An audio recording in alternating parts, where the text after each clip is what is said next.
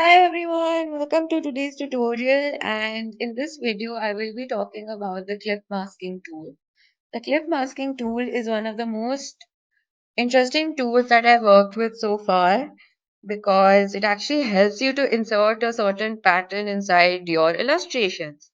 So that pattern can be of your own that you've created, or it can be of an image. Right, so let's see how that's done. So we create a new document. For this document, I will be using this A4 size document, which is 21 by 29.7 centimeters. The orientation is portrait, and I will be giving a name to my document,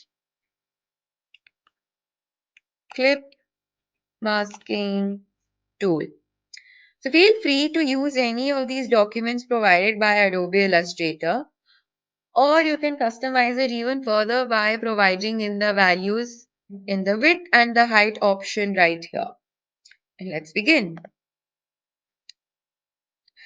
Alright.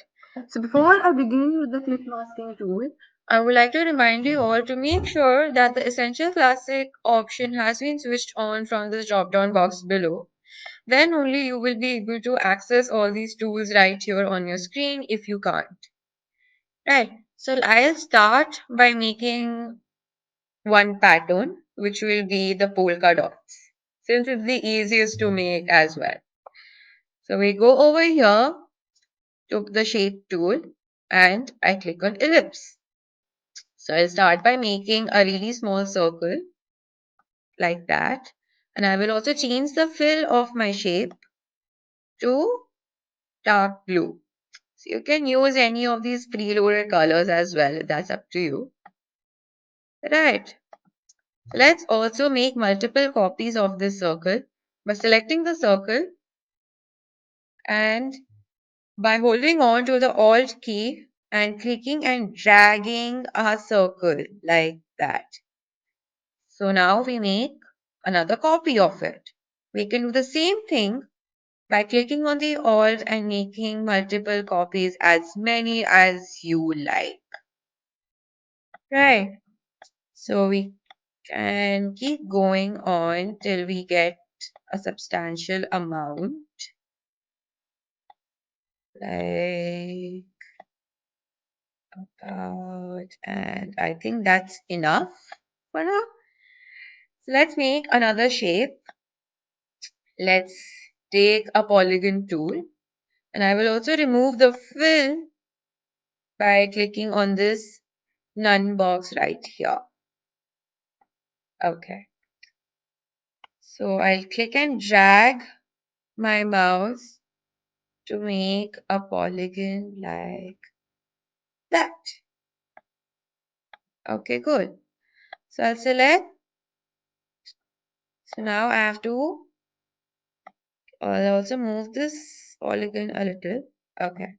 So I'll also carefully select all my circles like that and bring it onto my polygon over here. So I'll select this all these shapes again and I'll bring it to the middle of my document like that. Okay. So as you can see, some of the circles are inside the polygon, some are partially there, and a few of them are not even there. So you can either delete the excess circles like that, since I don't think we will be requiring that. Right. So with these circles, we can play around. We can move the circles here and there, wherever you like. And also change the size if required. Right? So we can just drag the circle inwards like that to make it smaller. And probably move this here. Let's make this one smaller also, like that.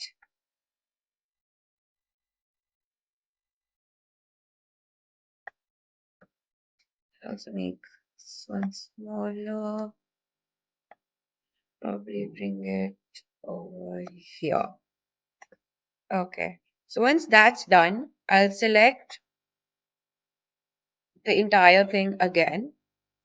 Go over to Object on the top menu and come right here to this option which says clipping mask, and click on make.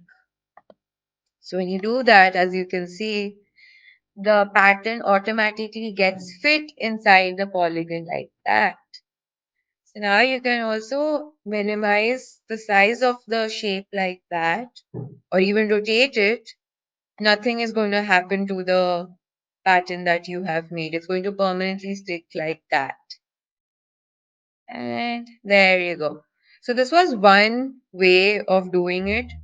So now let's see how you can use the clip masking tool with an image. So to open an image, we go to File, click on Open, and I will be using this image right here. So this is a pile of skulls. Spooky, right? Okay. So now we go back to our original document, and instead of a polygon, I will be making a circle, right? I'll make sure there is no fill. The stroke is black, and I'll make a really big circle like that. So I'll also increase the stroke weight, which is the outline weight. So instead of 1, I'll make it 6 for now. Right. So we go back to our image right here. So you can use any image you like, right? It can be a photograph of yourself, your loved one, or even of a pattern that you really like. Right.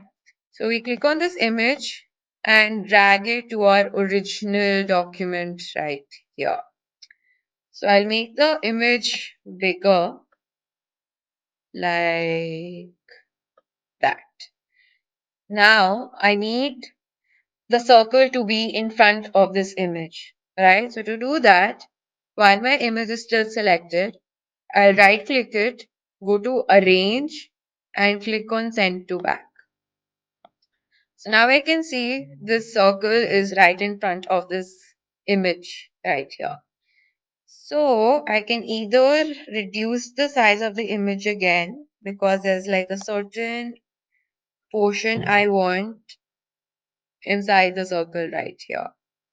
So I think this works like that. And by clicking on Shift, I'll also select the circle like that.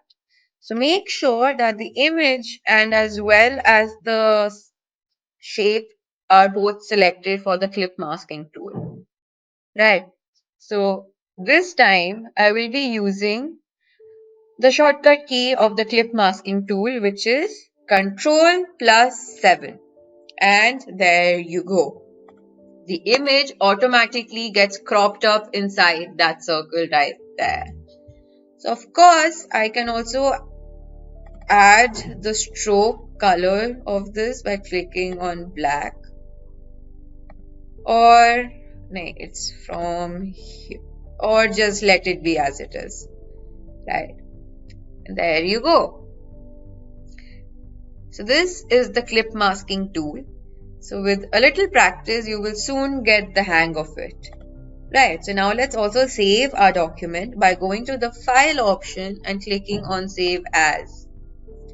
So by default, our document will be saved as an Adobe Illustrator file, and I highly recommend that you first save your documents in this format so that in case if you have to make any additional changes in your original document, you will be easily be able to access it, and you won't have to make a new document over and over again, right? So once that's done, you can further save your document in different formats such as a PDF or JPEG.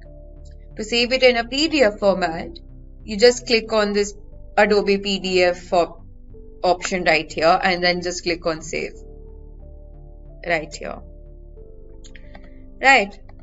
But if you want to save it as a JPEG format, you go to File, Export, and Export As. So again, by default, our document will be saved in an image format, in this JPEG format, and we click on Export, and that's it.